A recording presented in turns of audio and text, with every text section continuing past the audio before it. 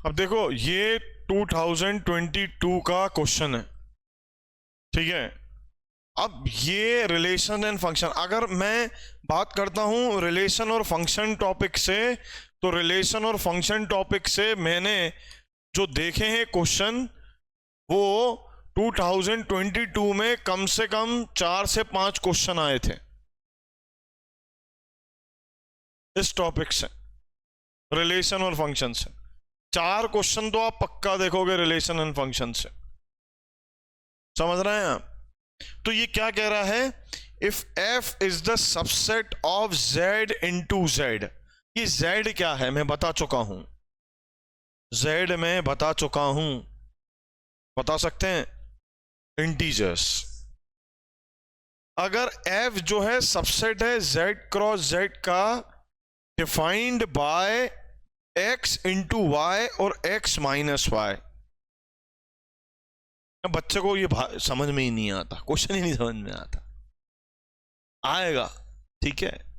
तो ये कह रहा है कि भैया अगर मैं x और y को 2 नंबर मानता हूं, x और y को क्या मानता हूं, 2 नंबर मानता हूं, है ना। x को मान लो, मैंने मान लिया, कितना मान लिया, 3 मान लिया,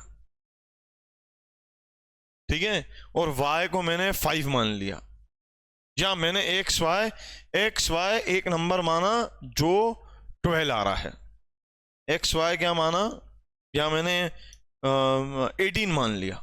क्या मान लिया एक्स वाई को, एक्स इंटू वाई का टोटल कितना है, 18 है। ध्यान से समझना है। तो अब बच्चा क्या कहेगा, सर 18 तो बहुत तरीके से बन सकता है। मैंने कहा यार बताओ कैसे कैसे। तो बच्चे ने कहा सर एक्स को 1 ले लो और वाई को 18 ले लो, तो मल्टीप्लिकेशन 18 आ जाएगा। किसी बच्चे ने कहा सर x को 3 ले लो, इसको 6 ले लो, तो 18 आ जाएगा सर। किसी ने बोला सर 2 ले लो, 9 ले लो, तो 18 आ जाएगा, ठीक है। तो अब जो 18 बनने के जो चांसेस हैं, जो वेज हैं, वो तीनों हैं। कितने वेज हैं, 3 वेज है। इससे ज्यादा 18 नहीं बन पाएगा, बन पाएगा आप बताइए। अब अगर मैं ये इसका क्या मतलब होता है, इसका मतलब होता है कि ये आपका इनपुट है, ये आपका क्या है, इनपुट है, और ये आपका आउटपुट शो कर रहा है। ये आपका क्या शो कर रहा है, आउटपुट शो कर रहा है, ठीक है। तो अब अगर मैं x को 1 मानता हूं और 18 ये मानता हूं, तो x माइनस वाई, अगर 1 में से 18 जाएगा तो कितना बच जाएगा, -70। और 3 में से 6 जाएगा तो कितना बचेगा, और 2 में से 9 जाएगा तो कितना बचेगा। तो बच्चे को हमने ये बताया, तो बच्चे ने कहा सर जब x इंटू वाई 18 रहता है तो ये -17 आता है, ये -3 आता है, ये -7 आता है। सर हमने फंक्शन में पढ़ा है कि सर अगर हमने कोई इनपुट डाला तो उसका आउटपुट तो 1 आना चाहिए। सर ये तो 3 आउटपुट आ रहे हैं, है ना, समझ रहे हैं। तो 1 to many कभी फंक्शन नहीं होता। 1 to many का मतलब समझ रहे हैं, एक इनपुट डालने पर बहुत सारे आउटपुट आ जाएं, ऐसा फंक्शन नहीं होता। फंक्शन many to 1 हो सकता है कि नहीं हो सकता, राइट, समझ रहे हैं आप। 1 to 1 हो सकता है, लेकिन many to 1 फंक्शन नहीं होगा। तो इनका स्टेटमेंट समझना है बच्चे को कि then f is a function from z to z। तो भैया ये तो फंक्शन नहीं है, क्योंकि इसके एक से ज्यादा आउटपुट हैं, इसलिए ये फंक्शन नहीं है। आई इतनी बात समझ में। नेक्स्ट, अब आपने बोला sir f is the subset of n cross n। n cross n मतलब क्या है, नेचुरल नंबर, ठीक है। तो अब हमें ये जो है f is a subset of n cross n, f कोई फंक्शन है, वो सबसेट है n क्रॉस n का, डिफाइंड बाय दिस, ठीक है। तो अब हमने इसको मान लीजिए, हमारा मन करा, हमने इसको क्या मान लिया, हमने इसको 12 मान लिया। इसको क्या मान लिया, 12 मान लिया, अभी जैसे कर रहे थे। तो भैया अब हमने एक्स वाई को 12 माना, तो अब आपने बोला सर एक्स की भी बहुत सारे नंबर हो सकते हैं, वाई के भी, तो आपने बोला सर ये मैंने 3 रख लिया, ये 4 रख लिया, तो एक्स प्लस वाई कितना आ जाएगा, 7 आ जाएगा। एक्स प्लस वाई कितना आ जाएगा, 7 आएगा। समझ रहे हैं आप, मेरी बात समझ पा रहे हैं आप, राइट? इधर एक्स एंड वाई इंटीजर को बिलोंग करता था, इधर एक्स एंड वाई किसको बिलोंग करता है, नेचुरल नंबर को बिलोंग कर रहा है, ठीक है। तो अब हमने इनका 7 मान लिया। और क्या हो सकता था, 2 और 6, तो 2 + 6 कितना हो जाता, 8 हो जाता। तो इसमें भी मेरे आउटपुट कितने मिल रहे हैं, 2 मिल रहे हैं। तो ये तो फंक्शन ही नहीं होगा। तो फंक्शन की डेफिनेशन इन्होंने गड़बड़ कर दी, इधर इन्होंने फंक्शन की डेफिनेशन ही गड़बड़ कर दी। तो क्या बोलते हैं, ये भी गया, ये भी गया, राइट? तो अब ध्यान से समझना कौन सा ऑप्शन है, 1 ओनली, 2 ओनली, ये कि ये, इधर 1। पहले बच्चे को ये समझ में आना चाहिए कि साला z क्या होता है। अच्छा ये x y x - y है, ये क्या है? तो x y को अपन कोई भी नंबर मान ले, हिट एंड ट्रायल मेथड। नहीं फैक्टर्स नहीं, 18 कैसे आएगा, हाँ 18 आएगा 1 × 18 से, ठीक है, तब आके 18 बन जाएगा, या 3 × 6 से, या 2 × 9 से, ऐसे 18 बन सकता है। अब फिर हमने उनका डिफरेंस निकाला, है ना? तो डिफरेंस कैसे आएगा भैया, डिफरेंस ऐसे आ जाएगा, आया समझ में? ठीक है ना? अगर ये इसमें फंक्शन होता तो हम इसको सही कर देते, या तो कुछ और कंडीशन देनी थी फंक्शन के लिए। ये इन्होंने किस फॉर्म में दिया है, सेट बिल्डर फॉर्म में दे दिया है कि नहीं दिया है, सेट बिल्डर फॉर्म में। समझ रहे हैं आप? ये रिप्रेजेंटेशन है, ये इनपुट को शो कर रहा है, ये आउटपुट को शो कर रहा है, ये इनपुट को, ये आउटपुट को। समझ रहे हैं आप? प्लीज अच्छे से लिख लीजिए। डन। चलिए अब सेकंड क्वेश्चन देखिए, क्या बोला है, लेट ए इज 7 8 9 10, ये सब 11 12 13, एंड एफ ए क्या बोल रहा है, ये क्या बोल रहा है, A is a natural number be defined by F X the highest prime factor of X, how many element are there in the range of F. क्या रहा है, ये कह रहा है अगर आपने f of 7 रखा तो 7 में हाईएस्ट प्राइम फैक्टर HPF, 7 का हाईएस्ट प्राइम फैक्टर क्या होगा, 7 खुद। अगर आपने 8 रखा, ठीक है, तो 8 के प्राइम फैक्टर्स निकालोगे, 2 की पावर 3 आएगा, तो उसका हाईएस्ट प्राइम फैक्टर कितना होगा, 2 होगा कि नहीं? इसी तरह से 9 रखिए, है ना, ये 2 9 रखिए, कितना होगा 3, ठीक है, और उसी तरीके से 10 रखिए, कितना हो जाएगा 2 5, 2 और 5, तो हाईएस्ट प्राइम फैक्टर कितना हो जाएगा 5।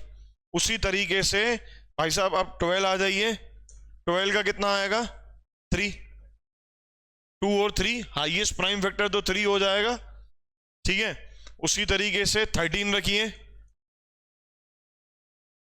13 का क्या होगा 3, 13 का 13 ही आया ना। 14 रखिए, 15 रखिए, और भाई साहब वो रखिए 16 रखिए। 2 4 प्राइम नहीं होता, 4 कंपोजिट होता है। कौन कौन से नंबर आ गए, एक 2 है, एक 3 है, एक 5 है, एक 7 है, और एक क्या है 13। 11 कहां से है, क्या हाँ है ना यार, 11 भूल गए हम। 11 का क्या होगा 11, कितने नंबर हैं ये गिनो, 6 आंसर है। क्वेश्चन की भाषा समझो, लेट ए इज दिस, ए की जगह पे ये पुट करेंगे, एन मतलब B defined by the F x, मतलब साले अपन ने इधर 7 रखा और हमारा जो आउटपुट आ रहा है वो हाईएस्ट प्राइम फैक्टर आना चाहिए। तो हाईएस्ट प्राइम फैक्टर इसका क्या है, 7 का 7 ही, लेकिन 8 का क्या है, 2 इंटू 2 इंटू 2, तो क्या हो जाएगा 2। उसी तरह से 9 का क्या होगा, 3 इंटू 3, तो 3 ही फैक्टर होगा। 9 तो फैक्टर, प्राइम फैक्टर नहीं होता। समझ रहे हैं आप? तो ऐसे इजी क्वेश्चन भी रहते हैं। It's all about how you see, how you scan the paper. बच्चे को घबराना नहीं है, स्कैनिंग करना आना चाहिए बच्चे को, क्वेश्चन समझ में आना चाहिए, जो बच्चे को आता ही नहीं है। वो कैसे आएगा, lot of practice, no shortcut. Please लिख लीजिए, स्पीड बढ़ाइए, 15 क्वेश्चन करने, आगे बढ़े। ये क्या कह रहा है, let R be the relation from n to n by R is x comma y, x comma y, and x and y दोनों क्या है, नेचुरल नंबर, और x स्क्वायर रखने पर y क्यूब के बराबर आना चाहिए।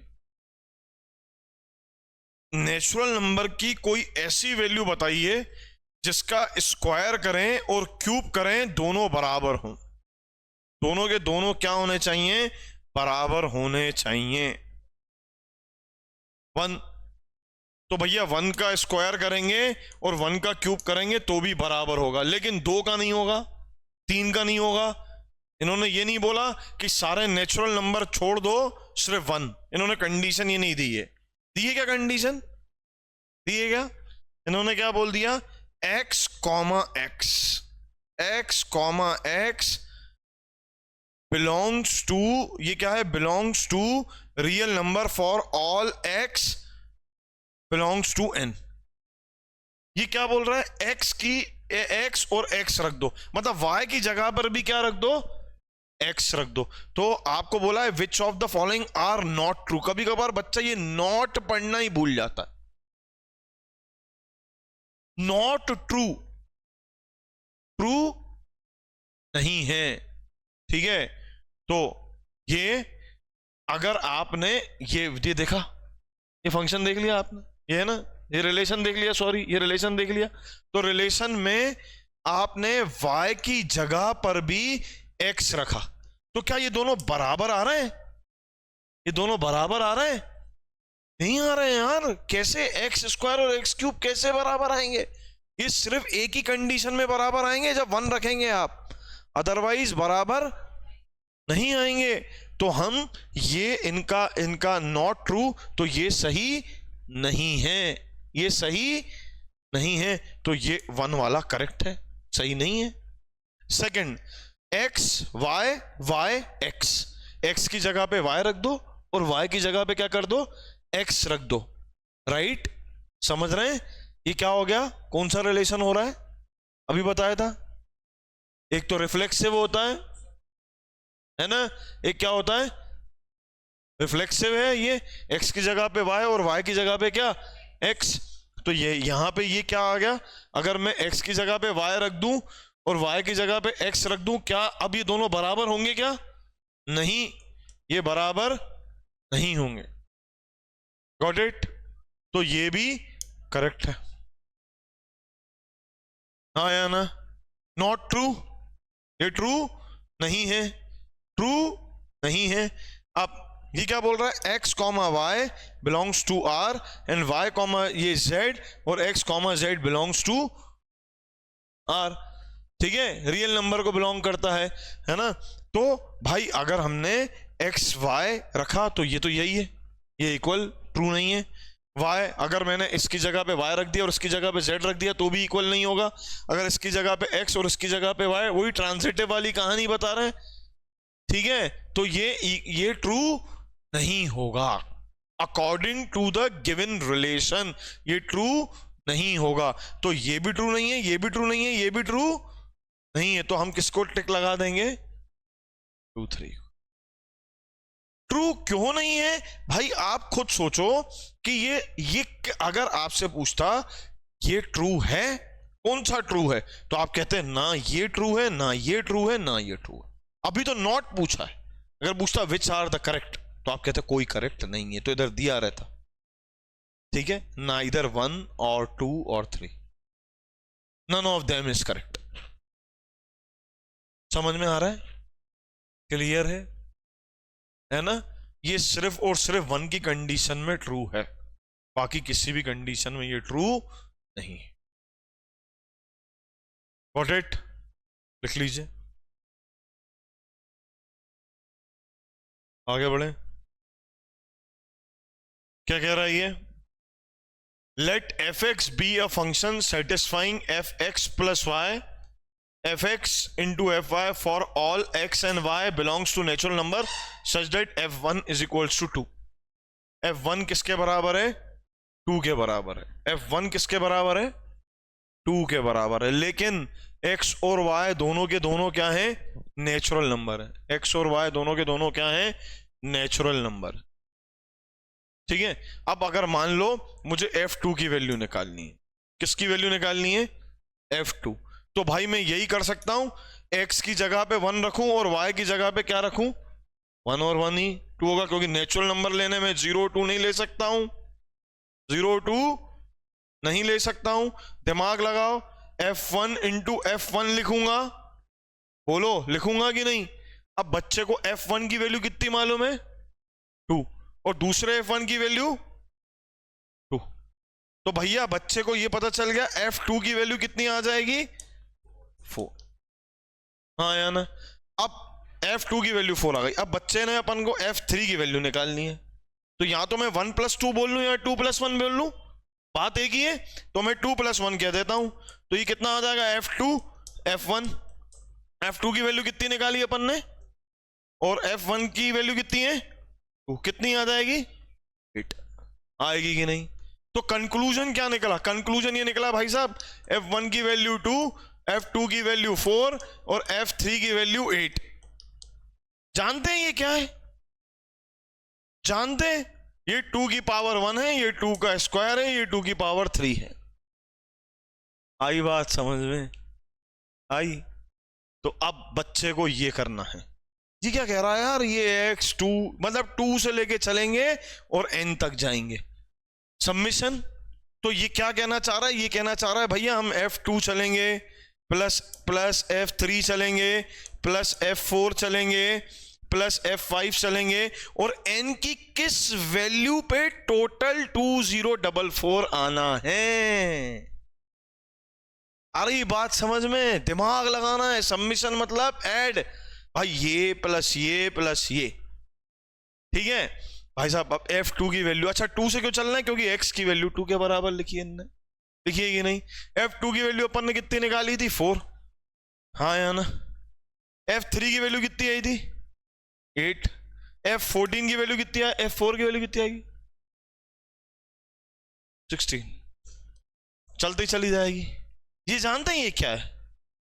4 8 16 पढ़ा है? अभी मैंने आपको नहीं पढ़ाया, हो सकता है आपने पढ़ा हो कहीं। क्या है?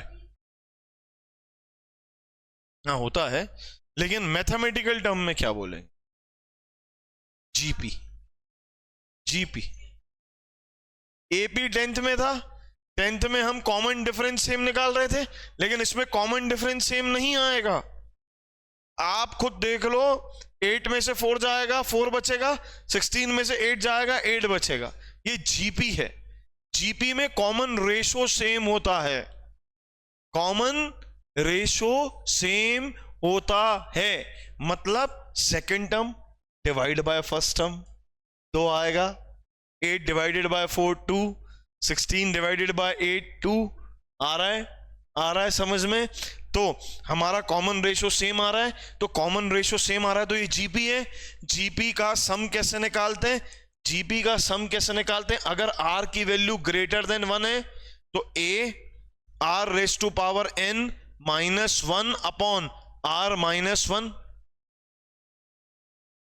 ये जीपी का सम निकालने की बात है, जीपी के सम निकालने की बात है। अभी मैं पढ़ाऊंगा आपको जीपी एपी, बट अभी के लिए जीपी एचपी है ना, एपी तो आप पढ़ चुके हैं, एपी जीपी एचपी। अभी के लिए आप ये समझे सम ऑफ जीपी क्या है? ए बोले तो फर्स्ट टर्म, आर बोले तो कॉमन रेशो, राइट, क्योंकि आर की वैल्यू ग्रेटर देन 1 है, इसलिए r raise to power n minus 1। अगर आर की वैल्यू लेस देन 1 होती तो ये होता 1 minus r raise to power n upon 1 minus r जी। अब बच्चे को पहला टर्म कितना लिखना है, बच्चे को 4, और सम अपन को कितना चाहिए 2044, तो सम की जगह पे क्या लिख देंगे 2044, और इसकी जगह पे क्या लिखेंगे, और कैलकुलेशन ध्यान से करना है अपन को, घबराना नहीं है। आर आर कितना आ रहा है 2 माइनस 1, इधर कितना आएगा 2 माइनस 1 1, ये नीचे को जाएगा तो 2044। भाई स्टेप स्टेप करने की इतनी कोई जरूरत नहीं, फटाफट कितना आएगा 511, ये -1, ये नीचे चला गया, ये नीचे चला गया, ठीक है, और इधर आ जाएगा तो 512 आ जाएगा, ये 512 आ जाएगा, तो ये 2 की पावर क्या आ जाएगा n, तो 512 2 की पावर n में कितनी बार में आता है या 2 4 8 16 32 64 128 256, 9 बार में, कितने बार में 9 बार में, तो 2 की पावर 9 कितना हो जाएगा, ये n 2 की पावर n लिख देंगे, इक्वेट करते हैं, n की वैल्यू कितनी आ गई 9, ऑप्शन है,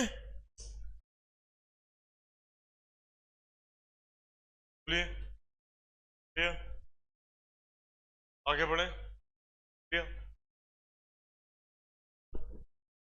ये भी उसी तरह का क्वेश्चन दिया है, क्या दिया है, f x be a function satisfying x plus y, f x plus y for all f1 की वैल्यू दे दिए, 2 1 से लेके अपन को कहां तक जाना है 5 तक जाना है, करके बताइए अब आप फटाक से, जल्दी से करिए।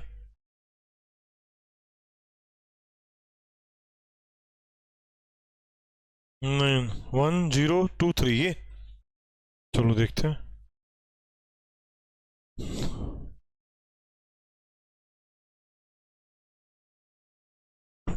नहीं यार क्यों भाई, f1 की वैल्यू दी है, ठीक है बच्चा, f2 अभी जैसे अपन ने निकाली थी वही है ना भाई, f1 की वैल्यू 2, f2 की वैल्यू 4 वही आएगी ना, और f3 की वैल्यू 8, मतलब 2 की पावर कर लें अपन जितना, अगर ये है 2 की पावर 1 है ना, अगर 2 रखेंगे तो 2 की पावर 2, 3 रखेंगे 2 की पावर 3, 4 रखेंगे 2 की पावर 4, 5 रखेंगे 2 की पावर 5, 6 रखेंगे 2 की पावर 6, यही होगा, इसके अलावा तो नहीं होगा, सही जा रहे हैं अपन, है ना।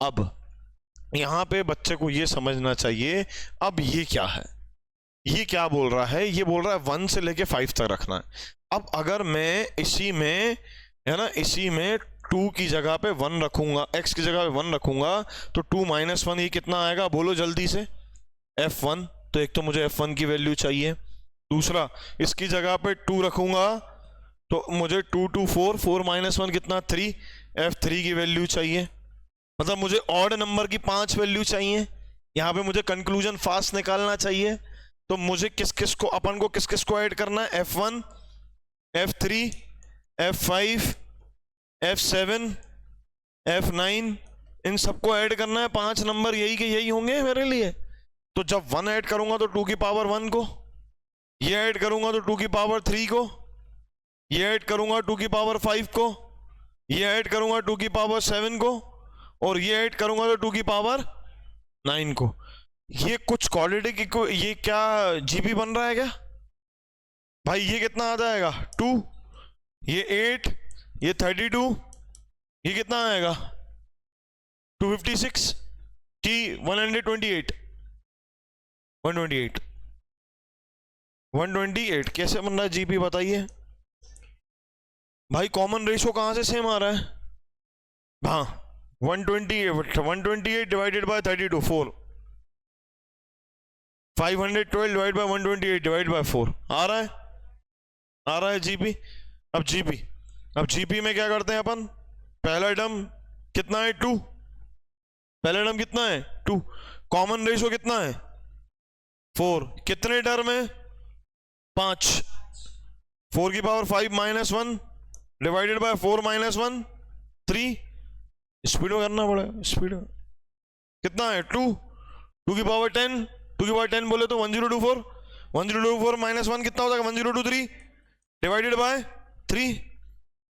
कैंसिल करते हैं इसको, 3 3 जा 9, इधर 1 जाएगा 3 4 12, 3 1 3, 341 डिवाइडेड इंटू 2